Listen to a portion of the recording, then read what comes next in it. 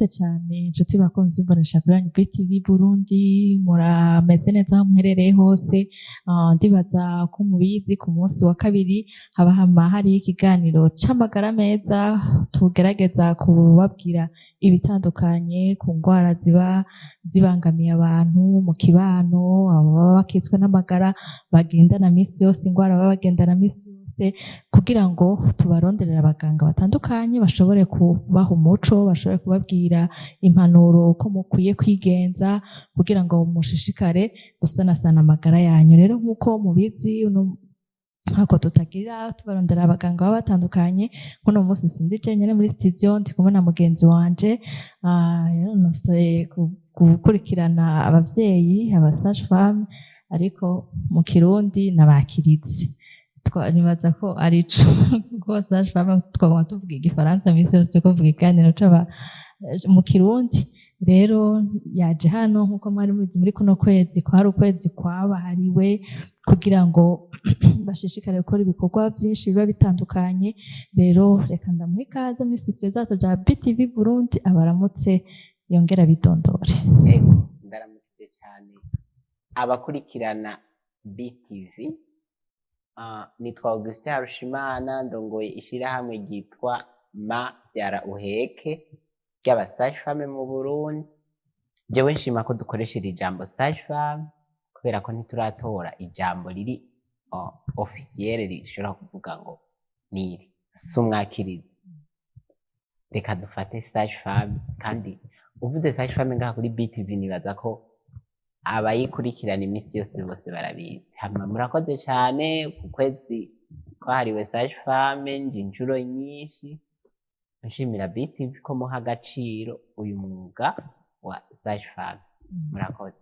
Murakoze cyane, ntitworeka kuwuha agaciro kubera yuko ukora ibikora inka, ukora ibintu vyinshi, niho utuma habaho ubuzima bubiri bw'umuvyeyi n'umwana.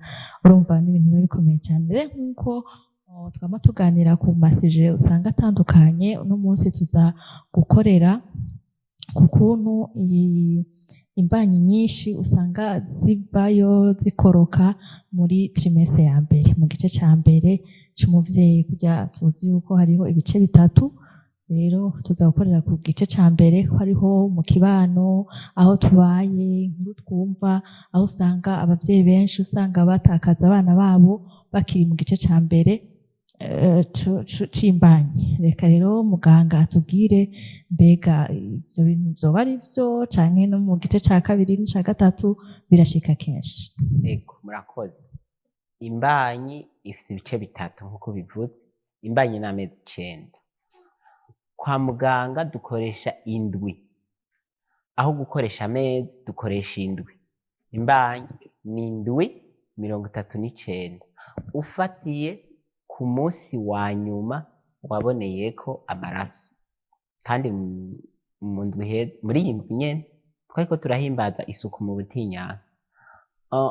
Dufatira ku munsi waboneye amaraso kugira ngo duharure ikiringo c'imbanyi, ntidufatira ku munsi wayisamiyeko. Rero ni vy'ukuri aha mu Burundi turafise ibiharuro birateye ubwoba, ni vyinshi imbanyi zikoroka zikiri mu mezi 3 ya mbere. Kenshi kwa muganga nta nizo tuba twari tuzi, tuzimenya ari uko yakorotse. Ayo mezi 3 turavuga amezi 3 ya mbere, igice ca mbere, amezi 3 akurikira, igice ca kabiri, amezi 3 akurikira, igice ca gatatu. Hama mu gice ca kabiri kenshi ntihakunda kuboneka imbanyi zikoroka, si kenshi vrema. Mu gice ca gatatu aho kuvuga ngo imbanyi irakoroka, tuvuga ko yavutse atageze. Ari naho ntituri mu gice ca gatatu, muga reka ngenda kivuze, urashaka kuvuga yuko mpora numva bavuga ngo umwana w'amezi 7 arabaho, umwana w'amezi 8 ntabaho. Sivyo, nivyo nyene abantu bivugira. Je sinzi ubwo ico kigo iyo cakorewe, muga sivyo. Ntivyumvikana ingene umwana muto yobaho urenza imisi akaba ariwe atabaho. Ni ibintu nyene vy'imigenzo y'ikirundi mugabo atari vyo gushigikira, ari vyo gutera ivyatsi. Dufatire kuri ca gice ca mbere c'imbanyi, by'ukuri hariho imbanyi nyinshi zikoroka mugabo kwa muganga turacafise ikibazo co gupimisha imbanyi hakiri kare usanga hari imvo nyinshi zituma abantu bataza gupimisha imbanyi imbere y'amezi 3 rero izi mbanyi zikoroka inyuma y'amezi 3 imbere mu mezi 3 ya mbere y'imbanyi twama dusanga tuza kukubona kwa muganga ari uko imbanyi yamaze gukoroka ari naho kenshi uca usanga bitugoye kukwakira cyane cyane mu mavuriro ya leta kubera barasaba kuba warapimishije imbanyi kugira winjire muri kirya gice co kuvugwa ku buntu kenshi uje rero imbanyi yakorotse uca usanga ntiwari wayipimishije ni ukuvuga nta karya gakaye kerekana ko ufise imbanyi waronkejwe ntiwakurikiranye kenshi ntiwatewe rwa rushinge rwa tetanus namba ari imbanyi ya mbere kandi si ukuvuga ko imbanyi za mbere arizo zikoroka gusa oya hashobora gukoroka n'izindi mbanyi umaze kugira iya mbere iya kabiri ya gatatu rero ni iby'ukuri zirakoroka kandi ku bwinshi ibituma zikoroka turakunda kubirondeza kenshi rero dusanga biva ku bintu byinshi mugabo byinshi ntibizwi hariho ibizwi hariho n'ibitazwi rero iyo imbanyi yakorotse umuvyeyi kenshi biratugora kumenya icyabitumye kubera ko ari nk'iya mbere ntaba bitahura kenshi hariho n'abaza bibaza ngo yagiye mu maraso nk'inda ya mbere ntiyarazi ko yasana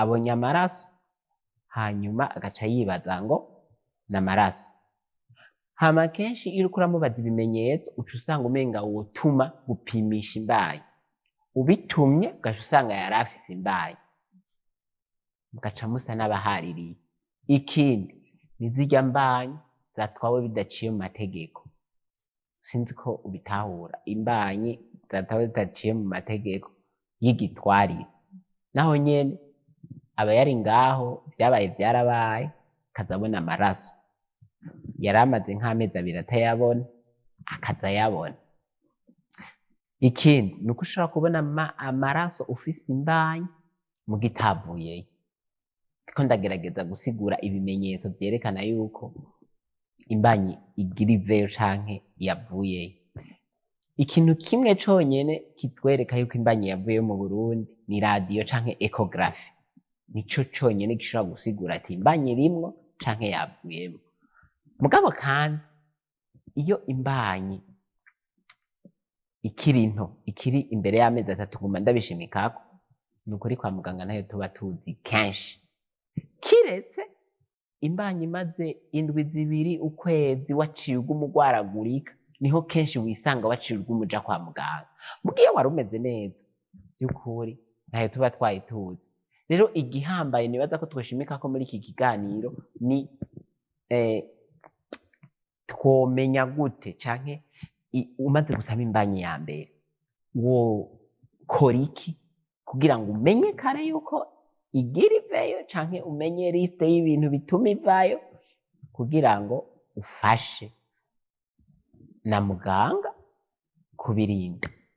Urakoze cyane nkuko wagira ca kuri byose ku bimenyetso twashaka utubwire ahanini ico biva kuri ibyo bintu muri iyo trimestre ya mbere mu gice ca mbere ahanini byo biva kuki mu gice ca mbere habera ibintu byinshi cyane bavuga ko n'umwana akogwa mu gice ca mbere narabivuze mu kiganiro giheruka ko ushaka kubyara ikinebwe ni mu mezi 3 ya mbere ushaka kubyara umunyamwete ni mu mezi 3 ya mbere ndaza kubifatanya n'ingwara canke ndaza kubifatanya ibintu byo mu mutwe santé mentale ndaza kubifatanya na stress umuntu aba afise kugira ngo imbanyi usange yakorotse kimwe mu bibituma n'uburuhe ku mukenyezi afise imbanyi y'imbere y'amezi 3 abizi canke atabizi ubwaho agaca akora ibikorwa biruhisha nk'akarorero gufata urugendo rurerure ufise imbanyi iri mu mezi 3 ya mbere umubiri ukaruha cane hanyuma ugaca usanga imbanyi iravuyeyo. Ica kabiri hariho ico bitwa ama infection. Ni ikiganiro twigeze gukora ngaha ko turavuga ama infection atandukanye. Iyo wari umwigeme ugwaye infection nkunda kubivuga mu Burundi twifitiye ikibazo gikomeye iyo uvuze ikintu citwa igitsina. Iyo umukenyezi agwaye mu bihimba vy'irondoka hanyuma akikawusha dufate ari nk'umugeni hama yikawushije aragwaye infection akikawusha akagira mariage canke agatwara imbanyi. Iyo atwaye imbanyi rero agaca ataba yaravujije ya infection. Infection ziri ubwoko bubiri, hariho infection urinaire ifatira mu mukoyo canke infection vaginale ifatira mu bihimba vy'irondoka. Iyo rero atayipimishije hama ntayivuze akagira mariage, iyo infection irashobora gukorora imbanyi. Ico ni ca kabiri. Ca mbere navuze uburuhe, ca kabiri navuze infection. Hariho izindi ngwara zifatira mu bihimba vy'irondoka, hariho nka hepatite igitigu, hariho syphilis mu Kirundi ntaco nzi, hariho umugera wa sida. Mu gihe ugendana umugera wa sida ntububizi, ntube warawipimishije canke ngo uriko urarya miti ipfupfa hasi hama ugatwara imbanyi bivanye n'umugera ufise muri wewe, burya imbanyi irashobora gukoroka. Hariho malaria, bashobora kugwara malaria imbanyi igakoroka. Hariho n'izindi ngwara nyinshi zituma umuvyeyi imbanyi mu gice ca mbere mu mezi 3 ya mbere ikoroka. Rero iyo umuvyeyi ivyo bintu atavyitwararitse, hari ibipimo nk'akarorero ugasanga umuvyeyi afise amaraso adakwiye, muri ico gihe n'umuvyeyi no gupfa arashobora gupfa, kuko umuntu imbanyi yakorotse naho ibimaze indwi imwe arava cane. Bisaba yuko tuba tuzi afise amaraso angana gute. Hariho iyindi ngwara yitwa ribeole mu Kirundi, ngira baza kudufasha kugira ngo tubitahure, bazotubwira ati ribeole mu Kirundi ntaco nzi. Rero hariho kenshi bakunda kuvuga ngo ingwara ziterwa n'amavirisi kenshi zirakunda gukorora imbanyi. Ingwara ziterwa n'ivyo bitwa amabacteri nazo nyene zirashobora gukorora imbanyi. Ingwara ziterwa n'ico bitwa amaparasite, aha turaza kuvugamwo na malaria, nazo nyene zirashobora gukorora imbanyi. Hama rero gukora cane, kutaruhuka. Hari umuntu usanga akora cane ari nkumi, ugasanga abandanya akora cane yasamye. Simvuze ngo ace ubikinebwe kuko niwishinga kuryama nawe uvyara umwana w'ikinebwe muri kazoza. Nukubi balansa ukagira ico bitwa equilibre, mugabo ukaraba ko ata infection ufise, ukaraba ko amagara yawe ubwa mbere yifashe neza. Hari ikindi kintu utazumva kuri benshi, amabanga mpuzabitsina mu mezi 3 ya mbere y'imbanyi yungikanije kandi akoreshejwe n'inguvu nyinshi arakuramwo imbanyi. Ivyo je sinzotinya kubivuga kuko abarundi turatinya kwanka kubivuga. Iyo ufise imbanyi iri mu mezi 3 ya mbere, si vyiza kurangura amabanga mpuzabitsina y'urutavanako. Ni vyiza kubikora,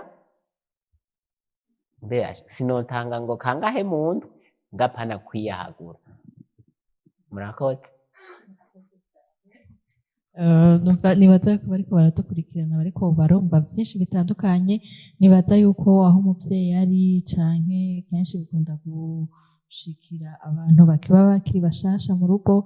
Nibaza yuko bariko baradukurikirana, bariko baratahura vyinshi bikunda gushikira abandi benshi. Ashobora kuba atavyo wari bwumve, ariko uno munsi BTV yaguhaye amahirwe kugira ngo wumve vyinshi bitandukanye ukuntu ushobora kwirinda kugira ngo akana kawe ntigahave kasiga ubuzima ku kutamenya. Nibaza yuko ariko aragerageza guca hirya no hino kugira ngo mushobore gutahura mwebwe muriko muradukurikirana. Mbega muganga, hoba hariho ibimenyetso umuvyeyi uba agira kugira ngo ashobore kubona yuko inda yiwe idafise amagara meza imbere y'amezi 3? Muri bimwe mpejeje kuvuga bituma haba gukoroka imbanyi, hari ikintu kindi ni nk'ubu imbanyi yakorotse mu kwa mbere ugaca utwara iyindi mu kwa kabiri canke mu kwa gatatu, mu kwa kane haba hari amahigwe mabi menshi yuko isubira kuvayo. Ni ukuvuga iyo utwaye imbanyi ikavayo, ni vyiza ko uca ukoresha uburyo bwo kuvyara ku rugero, dufata akarorero, canke kwirinda amabanga mpuzabitsina nko mu mezi 6 akurikira kugira igitereko kibanze kiruhuke, hanyuma uce ego. Kenshi mba numva umenga, kandi abavyeyi benshi bakunda kuba umenga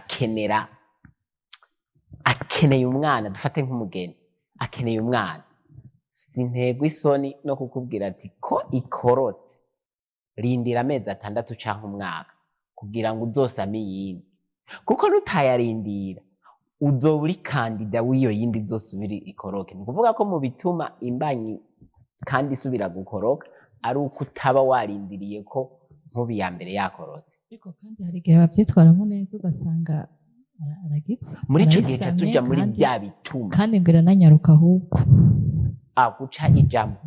Erega n'ubundi iyo imbanyi yavuyeyo ni nka ca gihe turiko turavuga wavyaye, inyuma y'indwi 6 ukwezi n'igice ushobora gusubira gusama. Bivana rero abanyarutsa abatera, ni nk'uko ugize mariage abashika basama n'abandi barindira iyindi minsi myinshi imyaka hama gasama. Mugabo imbanyi yakorotse si vyiza guca utwara iyindi, kubera niyo yindi utwaye ishobora guca ivamo. Uti ibimenyetso rero, imbanyi iyo igomba gukoroka,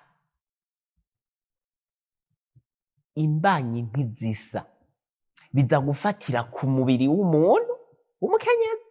Hama kandi hari ikintu dukunda kwibagira, uku kuntu dutandukanye mu buzima. Hari abantu guma bihoreye, hari abaguma bavuga, hari abataco bibabwiye ivy'ubuzima, hari abantu usanga bashavurana n'ingoga, hari ubwoko bwinshi bw'abantu, hari abantu aho bashize atawuhakura. N'imbanyi niko zimeze. Noneho izo mbanyi nizo zivamwo abo bantu. Hari umuntu ariko arababara ataco bimubwira, akubwira ati je nabonye amagorwa menshi, je nashiciye muri vyinshi, tutuntu naco tumbwiye. Rero ku mukenyezi tuza kuvuga ibimenyetso bivanye n'uko ameze. Hama hariho uburyo bubiri, hariho imbanyi utangura kubona amaraso ukaza kuribwa mu nyuma, hariho n'imbanyi utangura kuribwa hama ukaza kubona amaraso mu nyuma. Kimwe mu bimenyetso novuga bikuru bikuru ni bibiri. Ica mbere ni kuribwa, hama ica kabiri ni ukubona amaraso. Mugabo biraza kuvana n'uwo mukenyezi afise iyo mbanyi, ico no kwitwa personalite yiwe. Hari umuntu kuribwa yabimenyereye no mu butinyanka, uyo yarabimenyereye. Hari uwundi kuribwa ari bishasha kuriwe, atigeze yumva aribwa mu butinyanka, muguba afise imbanyi ariko araribwa. Hari uwundi ibintu vyo kubona amaraso, urazi ko ushobora kubona amaraso kandi imbanyi itavuye, ugasanga uwo muntu imbanyi irimwo muga kandi yabonye amaraso. Mu Kirundi bavyita gucishako, kandi abanyagihugu benshi baranabizi, baranafise experience yavyo. Je ndazi n'umuntu bagiye no muri ecographe baragira ico bitwa ecographe, bavuga ati imbanyi isa niyavuye mugabo umwana araboneka. Rero ibi bintu ni irema. Jewe nk'umuganga ndabishiramwo Imana, ndavuga ati ibi bimenyetso waribwe si ukuvuga ko imbanyi ivuyeyo, wabonye amaraso si ukuvuga ko imbanyi ivuyeyo, uza kwa muganga tukakugirira ibipimo hama tukagira na ekogarafi. Ekogarafi irashobora kuvuga ati imbanyi yavuyeyo, mugabo je ndamaze kubona uwo ekogarafi yavuze ko imbanyi yavuyeyo n'ubundi imbanyi ikagumamo. Rero muri ivyo bitangaza vy'irema ry'Imana dusanzwe twese twemera, dusanzwe twese tuzi, hariho ivyo bimenyetso bibiri bikuru bikuru. Mugabo kandi hariho na za ngwara. Ushobora kuba wumva ibimenyetso vya malariya ugakawuka, aho naho uba uriko urakwegera ya mbanyi ufise. Ushobora kuba wumva urwaye infection, kwiyagaza mu bihimba vy'irondoka, kuguma ugenda ku mwanda mutoya, kuguma wumva uremerewe munsi y'umukondo, kumva ucitse umugongo ugakawuka, naho uba uriko urakwegera ya mbanyi ufise. Ushobora kuba ugendana umugera wa sida ata miti uriko urafata, kandi urabizi ko ugendana umugera wa sida mugabo nta miti uriko urafata, canke ukayifata nabi nabi, naho nyene urabura uriko urakwegera iyo mbanyi. Utibagira ko hari n'abakuramwo imbanyi bo nyene ubwabo mu kunwa imiti y'ikirundi, mu gukoresha n'ibindi bintu byinshi bitanari byo. Mu Burundi birabujijwe n'amategeko gukuramwo imbanyi. Imiti bafata ko hariho abavuga yuko hariho imiti mu gihe uriko uranywa imiti itandukanye, umenetse umutwe canke indwara kanaka, ushobora kuba nayo nyene bishobora guprovoka umwana, vyoba ari vyo? Nico gituma ufise imbanyi, umaze kumenya ko ufise imbanyi, si imiti iyo ariyo yose ufata. Ufata imiti wanashaka arya ama ordonnance canke turya tu notice tw'imiti, hama harimwo ngo namba ufise imbanyi genda ubaze muganga canke ubaze kuri farumasi ko uwo muti wemerewe gufatwa. Nico gituma nivyo hariho imiti ikuramwo imbanyi, iyo uyinyoye ku rugero, kuri doze nyinshi, usanga imbanyi ivuyemo.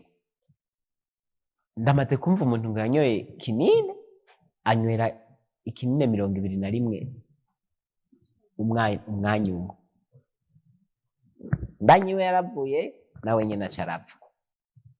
Rero hariho imiti, ahubwo reka mpamagarire abakenyezi batandukanye, iyo ufise imbanyi kirazira gufata umuti uwo ari wo wose, yaba uw'ikirundi canke uwo kuri farumasi canke uwo kwa muganga, utabajije muganga swati umusage-femme canke muganga akwegereye, kugira ngo akubwire ati uyu muti barawufata bafise imbanyi. Ni nk'imbanyi no kwa muganga hariho imiti udaha umuntu mu gice ca mbere c'imbanyi, hariho n'imiti udaha umuntu mu gice ca kabiri c'imbanyi, hariho n'imiti udaha umuntu mu gice ca gatatu c'imbanyi. Kuri ico c'imiti vy'ukuri, hageze gufata umuti uzi ko ufise imbanyi, ni vyiza yuko ubaza muganga, kuko vy'ukuri hari imiti myinshi uyifashe si kuvuga ngo imbanyi iravayo gusa, hari n'imiti uyifashe umwana acagira malformation, ugasanga uramuciye intoki, ugasanga ubwonko urabukuyemwo, ugasanga kandi inda ikaguma ikura, muga umwana waramugiriye nabi, yaragize ico bitwa malformation itandukanye zivuye ku miti wafashe. Ego, murakoze cane. Nibaza yuko abariko baradukurikirana vyinshi bariko barahakura bifitiye akamaro. Nibaza yuko ariko aragerageza uko ashoboye kose aca hirya no hino kugira ngo dushobore gutahura vyinshi bitandukanye ku magara yacu, ku magara y'umwana ndetse n'ay'umuvyeyi, ko bumva yuko umuvyeyi nawe nyene aravye nabi ashobora guhitanwa n'iyo mbanyi mu gihe yitwaye nabi. Rero turiko turarangiza, muganga, nizahe mpanuro hamagarira canke ukagira ko unatubwira yuko ingene uwo muntu yovyirinda mu gihe atari kugira ashobore kwirinda, kugira ngo ubwo buzima baba afise mu nda muri we ashobore kubuzigama, ashobore kubungabunga kugira ngo ubuze bushike bumeze neza. Impanuro nagiriye ko ngenda ndazitanga, reka ncagagure. Ubwa mbere, ukaba umukenyezi afise imbanyi ntiyategerezwa kugira amagara make. Reka mvuge ngo ntiyategerezwa kugira imbanyi si ukugwara, wanashaka kwa muganga abakenyezi bibungenze ntitubita abagwayi, tubita mu gifaransa aba cliente canke aba parturiante, abatwitura nyene bafise imbanyi ntibitwa abagwayi by'ukuri. Nkebura n'abaganga bafata umukenyezi afise imbanyi bamwita umugwayi, si umugwayi kuko ntagwaye. Rero ico wokora iyo wumvise malaise canke wumvise ibintu bitameze neza mu mubiri, nyaruka kwa muganga. Abarundi kazi urinze umubona kwa muganga nuko haba habavye. Rero ni vyiza ko akantu kariko kose, kandi noneho biroroshe. Nka jewe abakenyezi benshi bafise imbanyi bafise nimero yanje, aranyandikira numva ameze uko naja kwa muganga bivanye n'ingene ameze, nkamubwira ati hari nigenda kubwira ati umuti ufise n'amazi, nywa amazi menshi, fungura imboga nyinshi, fungura ivyamwa vyinshi, ibintu nk'ivyo. Rero ni vyiza kubaza muganga akantu kose kakubakiye. Muganga hama kwa muganga twese ntitwize gukurikirana imbanyi. Harabize gupima amaraso laboratoire, harabize gupima amaso, muga twese usanga twambaye itaburiya. Menya muganga yanonosoye ivyirondoka ryari n'amagara meza, soit umu sage femme canke umu gynecologue canke umu infirmier. Muga naho nyene umenye neza kuko umu infirmier umutwaye nk'akarorero, aba infirmier benshi usanga bakora nko muri chirurgie, pédiatrie. Iyo amaze nk'imyaka nk'itanu akorayo, ntugire ngo ivya maternité abavyibuka cane. Rero ni vyiza ko ubaza umuganga uzi neza kwazi. Hama abarundi turafise akantu ko kwihagararako, nk'akarorero kata jewe ndakubwiza ukuri, uje kumbaza nk'ibintu vya chirurgie, ibintu vya médecine interne, ndakubwiza ukuri ati vy'ukuri ivyo bintu ntavyo nize. Muga abarundi turatinya kugawa. Urashaka kubaza umuganga n'ukuri ivyo bintu vyo gukurikirana imbanyi atana kimwe abiziko, agaca aza kukubwira ibintu bitari kugira ngo mama wanje ntumugaye. Vy'ukuri rondera umuganga uzi ko yanonosoye ivyo gukurikirana imbanyi, aba ari ubaza ibijanye n'imbanyi. Rondera umuganga uzi ko yanonosoye ivyo gukurikirana abana, nka jewe umwana arenze umwaka, uje kumbaza ibintu vyiwe ndakubwira ati nukuri ntavyo nize. Si ukuvuga ko atana kimwe ndabizi ko mugabo sinokwiyemera ngo ngira ndakubwire ngo gira ibi n'ibi canke ngira ndamuvure. Unzaniye umupapa kuzi ngira agwaye malaria ameze uku nuku nuku, ndakubwiza ukuri ati ivyo bintu je ntavyo nize. Rero kugira utuvyirinde ni ukubaza muganga yabinonosoye. Ico ni icambere. Ica kabiri ni ukwivuza iki kintu cose wumva umenga twavuze canke tutavuze cokuramwo imbanyi.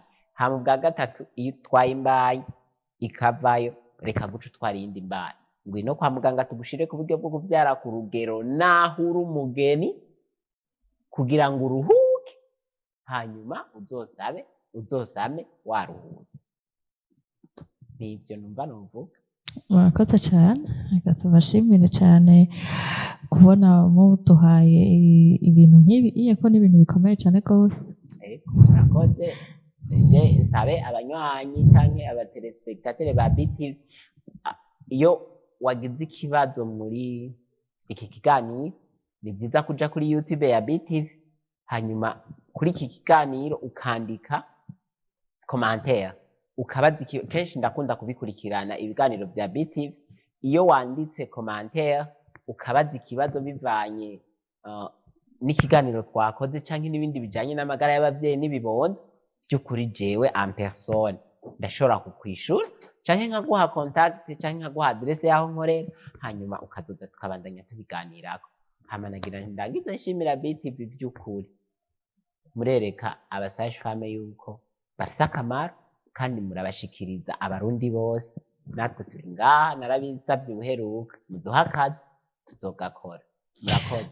Ego murakoze cane namwe kuba mwatwitavye mukaduha akanya kanyu kuri uno munsi, murakoze cane. Reka rero ngire ko nshimira n'abariko baradukurikirana muri kino kiganiro. Nibaza yuko mwahungukiye vyinshi, kuko muganga yagerageje guca hirya no hino ku bibazo bitandukanye, aratubwira no ku bintu vyinshi bishobora gushika kugira ngo imbanyi zacu zishobore kuvayo. Mu gice ca mbere c'imbanyi. Rero nibaza ko mwabitahuye cane nk'uko abivuze, munaza kwandika commentaire zanyu kugira ngo ashobore kubishura ari byo ashoboye, ari byo mushobora kumusanga akorera kugira ngo mushobore kuhamusanga abatunganirize nk'uko avuze ati arisabiye akazi. Rero ndabipfurize kubandanya mugira ibihe vyiza n'imbonesha kuri BTV Burundi, murakoze na butaha.